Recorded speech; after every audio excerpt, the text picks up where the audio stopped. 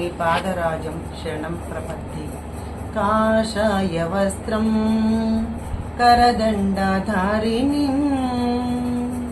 కమండలం పద్మ కరేణ శంఖం చక్రం గదా భూషిత భూషణాఢ్యం శ్రీపాదరాజం శరణం ప్రపద్యే. శ్రీపాదరాజం శరణం ప్రపద్యే 2వ అధ్యాయము.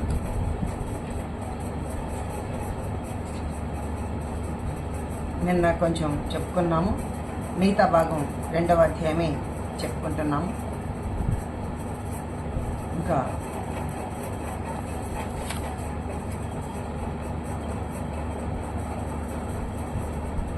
అంటే శంకర్ భట్టు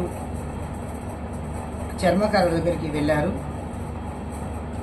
ఆయన అన్నీ ఇతన్ని చూడగానే శంకర్ భట్టు అని పేరు పెట్టి పిలవడం, ఆ వల్లభదాసు ఈయన జ్యోతిష్కుడేమో నా పేరు కూడా చెప్పేస్తున్నాడు అని అనుకోవడం.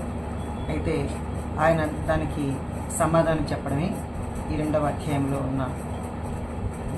అయితే స్వామి చెప్తున్నారు, అతను వల్లభదాస్ చెప్తున్నారు, అయ్యా నిన్ను పొడిచిన కాకులు గత జన్మలో పీఠికాపురంలో నివసించిన మహా పండితులు వారు శ్రీవల్లభుల దివ్యత్వమును గుర్తించలేక, వారిని దత్తప్రభువుగా గమనించలేక జీవితం అంతేను వ్యర్థము గావించుకున్నారు.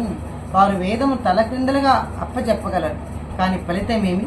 క్రమము ఘట జట స్వాధ్యాయములు అను మాటలకు పలుకుచు వారు తమ అహంకారం ప్రదర్శించుకున్నారు.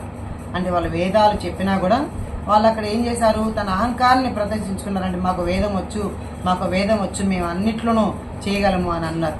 దానికి ఏం చేశారు, వాడు చనిపోయిన తర్వాత స్వర్గలోకం పోయినారు. ఎందుకంటే వేదాలు చేశారు, అన్నీ చేశారు కదా, కాబట్టి స్వర్గలోకం పోయినారు. ఇంద్రుడు వారిని చూసి ఎంతగానో పొగిడాడు. ఆహా, మీరు క్రమాంతలు, మీరు ఘనాపాటి, మీరు జటి, ఓహో మీరు తర్క ప్రవీణుడు, ఎంతటి భాగ్యము!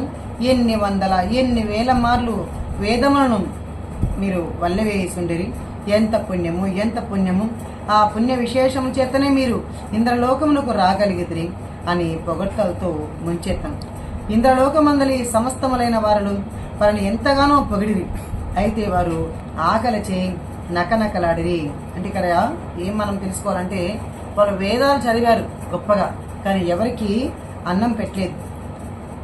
అందుకే స్వర్గమున అమృతము లభిస్తుంది, దాని వలన ఆకలి దప్పులుండవు అని వారు విన్నారు. వారి బాధను ఎవరూ పట్టించుకోనపోవటచే వారు దేవేంద్రుడనే స్వయంగా అడిగిరి. దానికి ఇంద్రుడు ఇట్లు సమాధానం ఇచ్చాడు, అంటే పాపం అక్కడ అమృతం దొరుకుతుందండి, అక్కడ దానివల్ల ఆకలి దప్పులు అవేమి ఉండవు, కానీ మాకేంటి ఇలా భోజనం పెట్టలేదు ఇక్కడ అని చెప్పేసి స్వయంగా ఆ దేవేంద్రుడిని అడిగారంట. దానికి ఇంద్రుడు ఇట్లు సమాధానం చెప్పాడ, వేదము ప్రభు యొక్క ఉచ్ఛ్వాస నిశ్వాస రూపము. ప్రభు అనంతుడు, మరణరహితుడు, అందుచేత వేదములు కూడా అనంతములైనవి. సర్వధర్మములకును మూలము వేదములే. వేద పఠనము వలన మీరు ప్రభువును స్తుతించినట్లే దానికి ప్రతిఫలముగా దేవతలమని మేము కూడా మిమ్మల్ని ఎంతగానో స్తుతిస్తున్నాము. అంటే వేదములు చదువుట అంటే ఏంటి, భగవంతుని పొగుడుట, ఇవన్నీ కదా. కాబట్టి నువ్వు ఎన్నో వేల అంటే వేదాలు చదివావు, దాని మూలన ఇక్కడ స్వర్గంలో నీకేం లభిస్తుంది, మేము కూడా అందరితో నిన్ను పొగిడిస్తాము అని చెప్పారు. లేని ఎడల నా ఎండి మీరు స్తుతించబడటం సాధ్యమా? ఎవరికైనా భోజనం కావాలన్నా వాళ్ళు ఇతరులకు భోజనం పెట్టి ఉండవలను. ఎవరైనా ఒక గింజను దానం చేసిన ఎడల దేవతలమైన మేము దాన్ని 1000 గింజలుగా మార్చి అంటే చేసి ప్రతిఫలముగా వారికి ఇవ్వగలవారము. అసలు మీరు దానమే చేయనప్పుడు మేమేమి చేయగలము?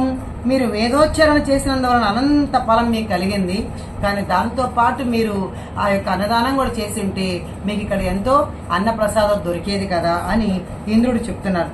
కాబట్టి మీరు ఇంద్రలోకం ఉన్నంత వరకు స్వేచ్ఛగా మీరు ఇక్కడ ఉండవచ్చును, తదుపరి మరొక లోకం పోవచ్చును. ఈ రకంగా మీరు అనంతకాలం స్వేచ్ఛగా ఉండవచ్చును అన్నారు. అంటే దీంట్లో మనకి ఏమర్థమైందంటే, మనం ఎప్పుడు ఈ యొక్క స్తోత్రాలు పఠించడమే కాదు, సత్సంగాలు వినడమే కాదు, స్వాధ్యానం చేయడమే కాదు, దీంతో పాటు మన సత్యసాయి బాబా కూడా చెప్పారు, సేవ కూడా చేయాలి. అది ఒక రెండు భుజం లాంటిది. భక్తి అనేది ఒక భుజం అయితే సేవ అనేది కూడా ఒక భుజం. కాబట్టి మనం చక్కగా సేవ కూడా చేయాలి. దాంట్లో అన్నదానం కావచ్చు, వస్త్రదానం కావచ్చు, అలాగే విద్యాదానం కావచ్చు, ఎవరికి ఏం కావాలంటే మనకున్న దాంట్లో మనం అట్లా చేస్తే అవన్నీ పైన లిస్టు ఉంటుంది. మనం వెళ్ళగానే మనకి అవన్నీ మనకి సమకూరుతాయి అన్నమాట. మనం ఇక్కడ ఏమీ చేయకుండా ఒక దేవుణ్ణే స్తుతిస్తే మనకు ఏం ప్రయోజనం? కాబట్టి మనం సేవ కూడా చేసుకోవాలి. అలాగే అన్నప్రసాదాన్ని అందరికీ వితరణ చేయాలి అని చెప్పి చెప్పుకుంటున్నారు అనమాట ఇక్కడ మనం. అయితే ఇంద్రుని వచనాలు విన్న వారు సంకట స్థితికి లోనైనారు. అయ్యో, ఆకలి దప్పికలతో నిరాకారంగా అనంతకాలం జీవించుండట దుర్భరమైన శిక్ష అని వారికి శిక్ష అని వారికి తోచింది. తర్వాత ఇంద్రుడు మరలా ఇట్లా పలికాను, మీరు పవిత్రమైన పాదగాయ క్షేత్రం, పైగా మీరు ఇదే కాదు ఇంకొక తప్పు కూడా చేశారు. అన్నదానం చేయలేదు, అది వేరే విషయం, కానీ ఇంకా కూడా తప్పు చేశారు అని ఇంద్రుడు చెప్తున్నాడంట. వాళ్ళకి ఏమని, మీరు పవిత్రమైన పాదగాయ క్షేత్రమందు నివసించి పితృదేవతలకు పిండోదకములు ఇచ్చినప్పుడు, ఆబ్దీకములు పెట్టినప్పుడు శ్రద్ధారహితంగా చేసిరి. మీరు ఎల్లప్పుడూ శ్రద్ధాకర్మలకు ఎంత ధనం ఖర్చు అయింది, ఎంతటి రుచికరమైన ఆహార పదార్థం భుజించుచుంటిమి అన్న ధ్యాసలో ఉంటుంది. కానీ శ్రద్ధాకర్మలను చేయనప్పుడు కావలసిన శ్రద్ధాభక్తులతో లేరు. దానితో పితృదేవతలకు ఉత్తమ గతులు ప్రాప్తించలేదు. మనం పితృదేవతలకు తప్పకుండా మనం ఇట్లాగా చేయాలన్నమాట, లేకుంటే వాళ్ళకు ఉత్తమ గతులు ఉండవన్నమాట. శ్రద్ధారంధంగా మన శ్రద్ధాకర్మలు తప్పకుండా వాళ్ళకు చేయాలి అని చెప్పొద్ది శ్రీపాద వల్లభ చరితామృతంలో. కాబట్టి మీ వారసులు కూడా మీరు అలా చేశారు, మీ వారసులు కూడా అదే చేస్తూ ఉన్నారు. కాబట్టి మా తల్లిదండ్రులు దీర్ఘకాలం జీవించింది. ఆహా, ఎంత ఆహారం వృధాగా ఖర్చు అయింది, వారి వైద్య సదుపాయాలకు ఎంత ధనం ఖర్చు అయింది అని చింతించు సంతానమును కలిగి ఉండేది. సాక్షాత్తు శ్రీమన్నారాయణుడు శ్రీపాద శ్రీవల్లభ రూపమున మీ మధ్యనే అవతరించి తరుణోపాయం చూపుచుండగా మీరు వారిని దుర్భషలాడేది. వ్యర్థ తర్క వితర్కములు చేసి భగవాను చెప్పబడిన అన్ని శుభలక్షణములు సర్వాంతర్యమితము, సర్వజ్ఞత్వము, సర్వశక్తిత్వం వంటి అవతార లక్షణములు అన్నీ స్పష్టంగా వారిలో కనిపించుచున్నాను. శ్రీపాద శ్రీవల్లభులను దత్తావతారంగా గుర్తించినని మీరు అందురైతే శ్రీపాద వల్లభుల వారి పవిత్ర నామోచ్చరణ చేత పవిత్రమైన శరీరము గల వ్యక్తి యొక్క రక్తమును పానము చేసిన తదుపరి మీకు ఉత్తమ గతులు కలుగునన్నట్లు అంతవరకు పితృదేవత రూపమైన వాయస రూపమని ఉండునట్లు నిర్ణయించబడింది. కాబట్టి శంకర భట్టు ఈ కారణం చేతనే వారు కాకులుగా జన్మించి పూర్వ పుణ్యవశమున మీ శరీరమందలి రుధిరమును పానము చేసి వారు సద్గతి పొందారు అని శ్రీవల్లభదాసు చర్మకరతనికి పలికాడంట. అంటే ఇక్కడ మనకి ఏం చెప్తున్నారంటే, వాళ్ళు వేదములు చదివినా వాళ్ళు ఎక్కడ దాన ధర్మాలు చేయలేదు. అలాగే వాళ్ళ తల్లిదండ్రులకి ఆ యొక్క శ్రాద్ధాకర్మలు చేసిన శ్రద్ధాభక్తులతో చేయలేదు. కాబట్టి మీరు పైగా ఇంకొక తప్పు చేశారు. శుభలక్షణములు ఆయన శ్రీమన్నారాయణుడు సాక్షాత్తు శ్రీపాద శ్రీవల్లభ రూపమున పిఠాపురమున ఆయన అవతరిస్తే ఆయన మీరు ఎన్నో దుర్భాషలాడినారు. కాబట్టి మీకు అంతా ఇట్లా చేశారు. కాబట్టి మీరేం చేస్తారు, వాయస రూపమున అంటే కాకి రూపములని ఉండునట్లును నిర్ణయించబడింది. ఇంకా శంకర భట్ అనే అతను వస్తాడు, అతని చేతని మీరు కాకులుగా జన్మిస్తారు కదా. పూర్వ పుణ్యములో ఎంత వేదాలు చదివారు, ఏదో ఒకటి పుణ్యం అనేది పక్కన పెట్టుకోనున్నారు వీళ్ళు. కాబట్టి పూర్వ పుణ్యవశమున మీ శరీరం అందలి రుధిరమును పానం చేసి, అంటే శంకర భట్టు యొక్క శరీరం అందలి ఆ యొక్క కాకులు ఆ పాములు పొడిచాయి కదా, అవి పానం చేసి సద్గతి పొందినాయంట అని వల్లభదాసు పలికాను.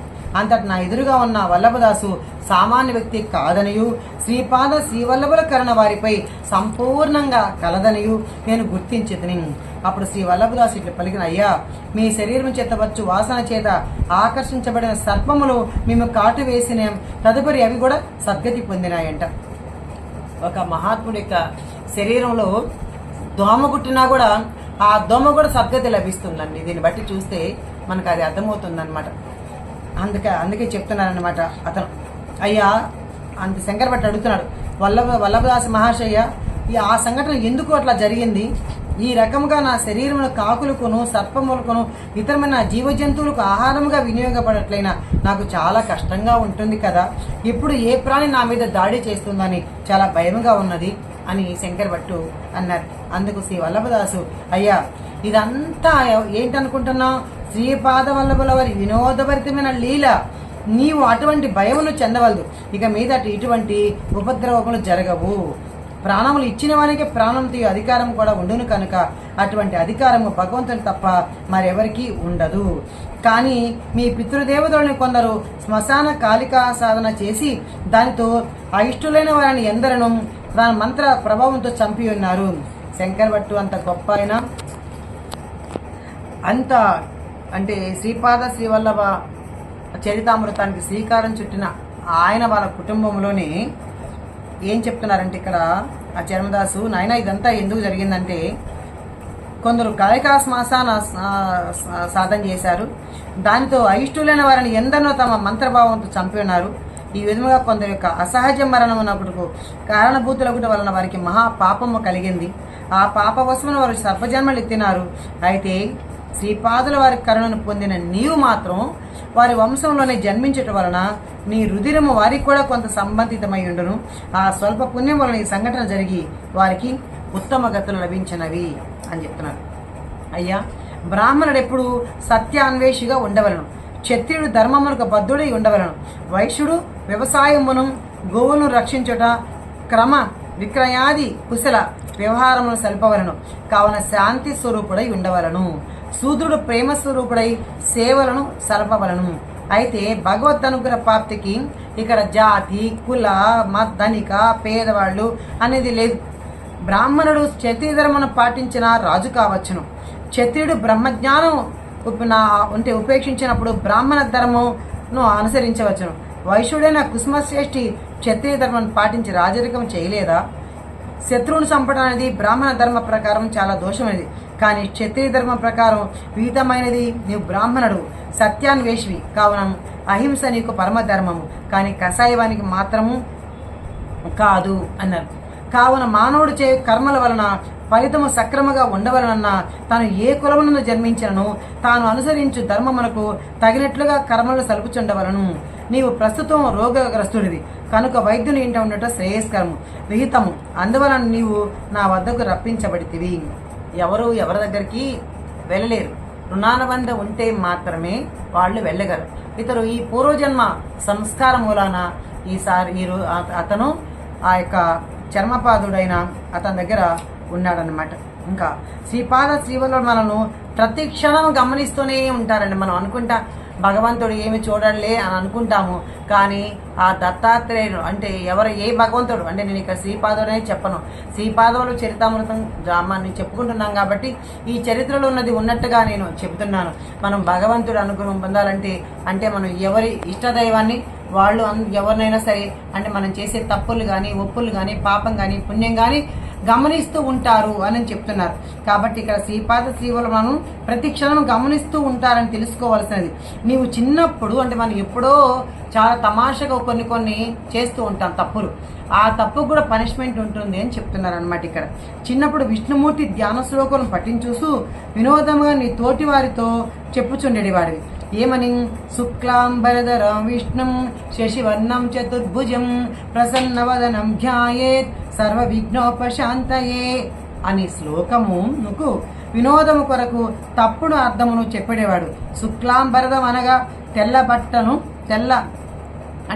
బట్టలను ధరించినది అని అర్థం అంట అనియు, విష్ణువు అనగా అంతటా ఉండున్నది అనియు, శశివర్ణం అనగా బూడిద రంగుతో కూడినదనియు, చతుర్భుజం అనగా 4 కాళ్ళు కలిగినదనియు, ప్రసన్నవదనం అనగా ఓండ్ర పెట్టినప్పుడు ప్రసన్నమైన ముఖము కలదనియు, సర్వ విఘ్నములు శాంతించటకు అటువంటి గాడిదను ధ్యానించుచున్నాను అని చెప్పేవాడు.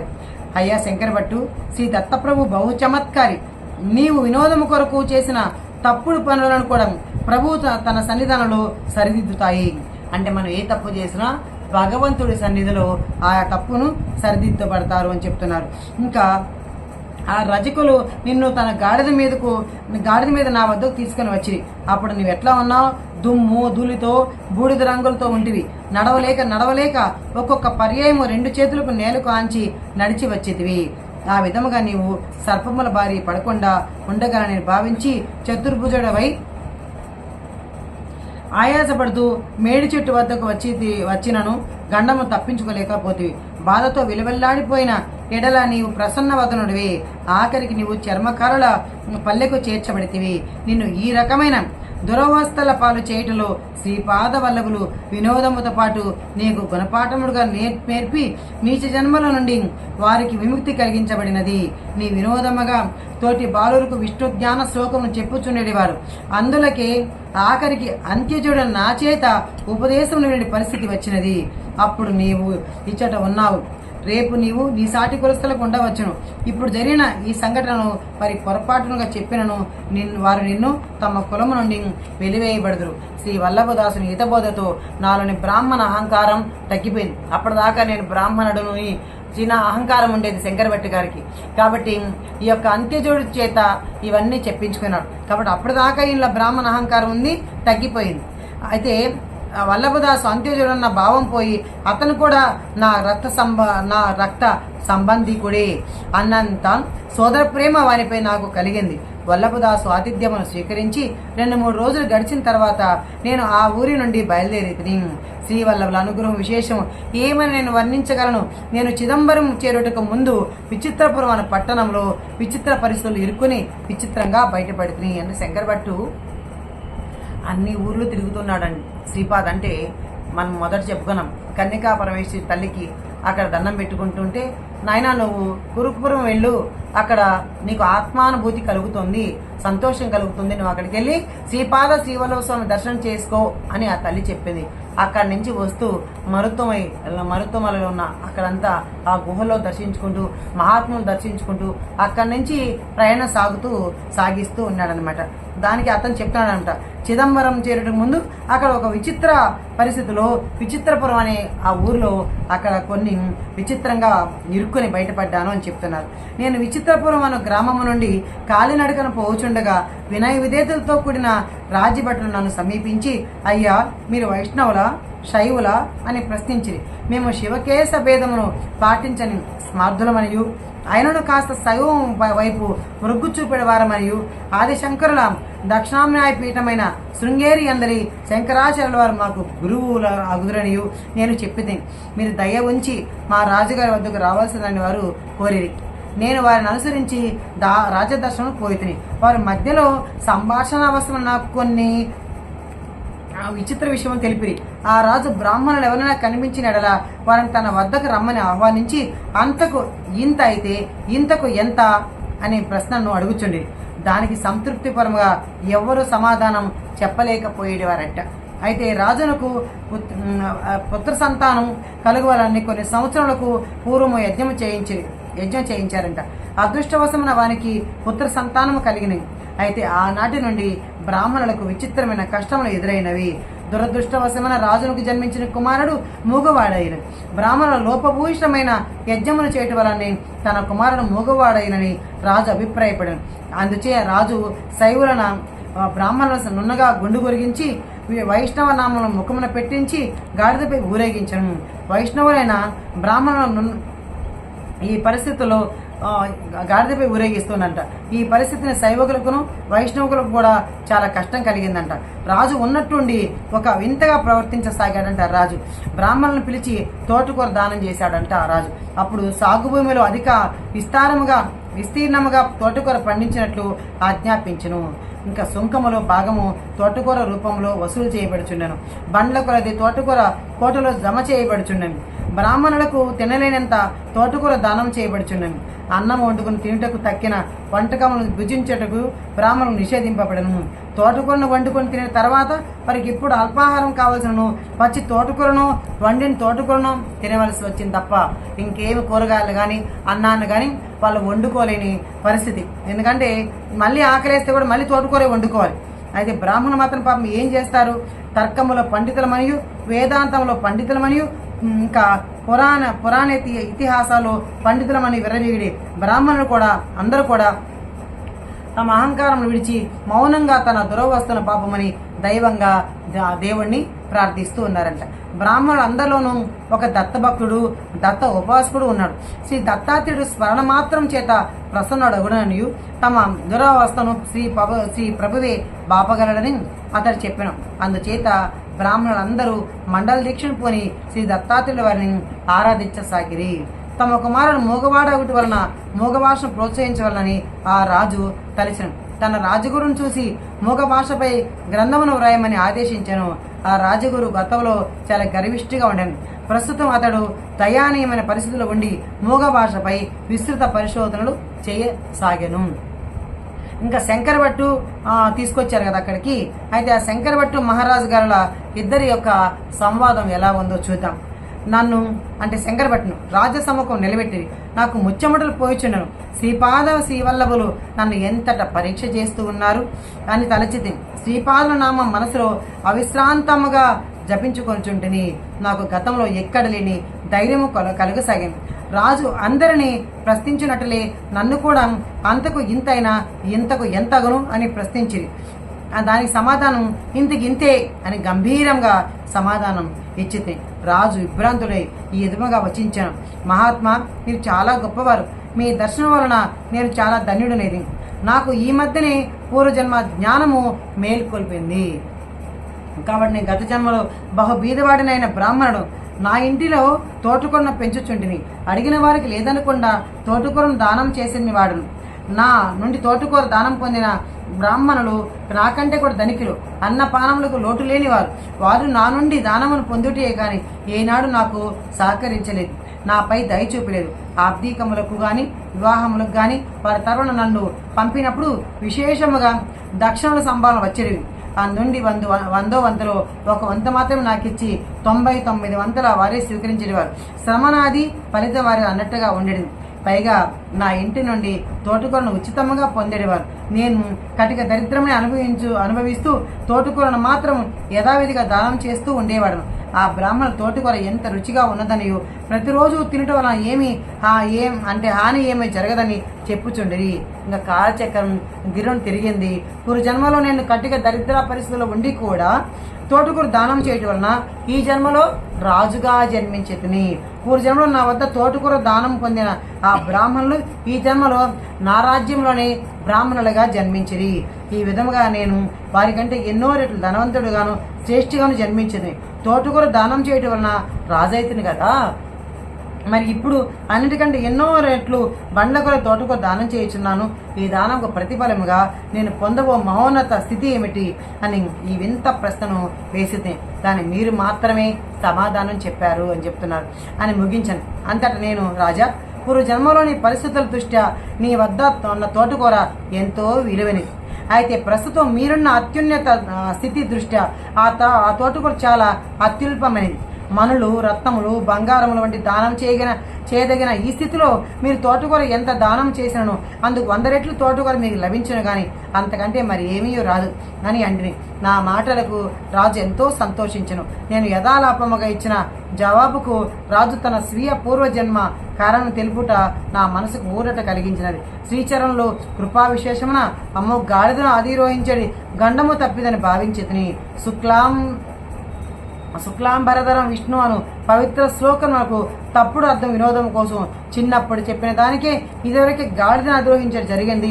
ఇప్పుడు చాలా అవమాన పరిస్థితుల్లో గాడిదను ఎక్కడి గండం తప్పినందుకు శ్రీపాదుల వారికి మనస్సులోని నమస్సులు అర్పించితని. అంటే మనం ఇక్కడ ఏం నేర్చుకోవాలంటే, అతను ఒక పూర్వజన్మలో ఒక బ్రాహ్మణుడు. అయితే అతను ఏం చేశాడు, పాపము తోటకూర పండించేవాడు. తోటకూర పండించి అతను అందరికీ ఇచ్చేవాడు. దాన్ని బ్రాహ్మణులంతా మిగతా వాళ్ళంతా కూడా ఎంతో రుచిగా అని చెప్పి ప్రతిరోజు వాళ్ళు తింటా ఉన్నారు. ఆ తోటకూర ఇచ్చిన దాన ధర్మానికి ఇతను మరుజన్మలో రాజై జన్మించి అతను మళ్ళీ అతని గత జన్మ యొక్క స్మృతి మేల్కొని అతని గత జన్మ చూసుకున్నాడు. అప్పుడు ఇవన్నీ గుర్తుకొచ్చాయి.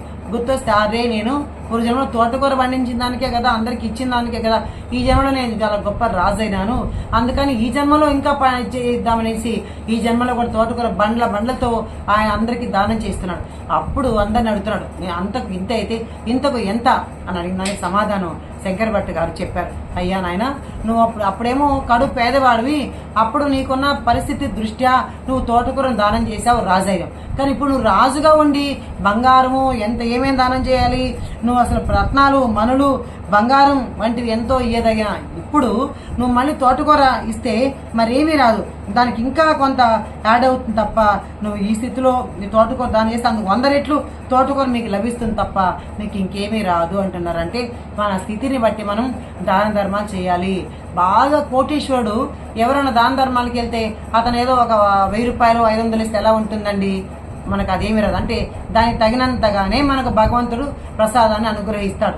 కానీ మనం చాలా పేదవాళ్ళ ఇంటికి వెళ్ళాం, వాళ్ళ తిండికి లేని వాళ్ళ ఇంటికి వెళ్ళాం. వాళ్ళ ఇంటికి వెళ్తే మనకు 100 రూపాయలు ఇస్తే వాడికి అత్యున్నత గొప్ప స్థితిని పొందుతాడు. కాబట్టి మనం ఎప్పుడైనా మన స్థితిని బట్టి మనం అక్కడ దానం చేయాలి. గొప్ప కోటీశ్వరుడు వెళ్ళి 1000 రూపాయలు ఇస్తే ఆ స్థితి కూడా అతనికి ఆ 1000కి ఇంకొక 100 రెట్లు వస్తుంది తప్ప అతనికి ఏమీ రాదు అని చెప్తున్నాడు. కాబట్టి మనం మన యొక్క స్థితిని మన యొక్క ఆ యొక్క కుటుంబ పరిస్థితులను బట్టి మనం చక్కగా దానం చేస్తే మనకి ఎంత దానం చేస్తే మనకు అంతటి ఫలితం వస్తుంది. ఇస్తే ఏం వస్తుంది అని కాదు, ఎప్పుడైనా ఇస్తేనే మనకి వస్తుంది. అదే మన సిటీ సాయినాథ్ కూడా మనకు మాట చెప్పారు. ఏమంటే మీరు 1 రూపాయి ఇస్తే నేను దానికి 10 రూపాయలు ఇవ్వాలి, అంటే 10 ఇంతలు ఇవ్వాలి అని చెప్పారు. కాబట్టి మనకు 1 రూపాయి కనుక కంపల్సరీగా మనం ఆ భగవంతుడి కోసం ఖర్చు పెడితే మనకి 100 రూపాయలు వస్తుందండి. అంటే 10 ఇంతలు మనకి తప్పకుండా వస్తుంది అనేది మనం ఇక్కడ ఈ యొక్క అధ్యాయంలో మనం నేర్చుకున్నాం అనమాట. ఇంకా 3 పరీక్షలు పెట్టాడు అతను రాజు. ఇంకా 2వ పరీక్ష ప్రారంభమైంది. రాజునకు అత్యంత ప్రియమైన మూగ భాషలో పరీక్ష మొదలైంది. ఇంకా రాజగురువు నన్ను పరీక్షించడం మొదలైనది. రాజగురువులు తమ వేళ్లను చూపుచూ 1, 2 అనే సైగలతో ప్రశ్నించేవి. అంటే నువ్వు ఒక్కడే వచ్చుచున్నావా లేక మరెవరైనా తోడున్నారా అని అర్థముతో రాజగురువులు అడుగుచున్నారని అనుకుని ఒక్కడనే వచ్చినాను. 1 వేలు చూపించుతూ సైగలతో నేను ఉత్తరం ఇచ్చింది. ఆ తదుపరి వారు 3 వేళ్లను చూపిరి. 3 సంఖ్య నాకు దత్తాత్రేయుల వారిని స్మరింపజేసింది. మీరు దత్తభక్తులా అని ప్రశ్నించి అనుకుంటుని భక్తి అనేది గుప్తంగా ఉండవలసిందని భావించి అంటే బిగించి చూపి ఇది రహస్యమైన విషయములన్నీ అది హృదయాంతరంగమనందరి విషయం అని తెలియజేసింది. దానికి రాజగురువులు తీయటి తినుబండారములు ప్రతిమాల ధోరణితో సైగలత ఇవ్వబోయిరి. నేను అది వలదని వారించుసు నా వద్దను అటుకుల మూటను చూపి అందుండి కొన్ని అటుకులు తీసి వారికి ఇచ్చితిని. నాకు తీయటి తినుబండారముల కంటే అటుకులు అందు ఇష్టము ఎక్కువనియు మీరు కూడా వీటిని రుచిని తెలుసుకొనవచ్చుననియు నా భావం. అప్పుడు రాజుగురులు ఉదాత్త స్వరముతో రాజా ఇతడు చాలా గొప్ప పండితుడు, వేదాంగములను అవపోసన పట్టిన మహాపండితుడిని తెలియచున్నది. ఇతను మూగ భాషలో కూడా మహాపండితుడిని శ్లాఘించను. నాకంతయును అయోమయంగా ఉన్నది.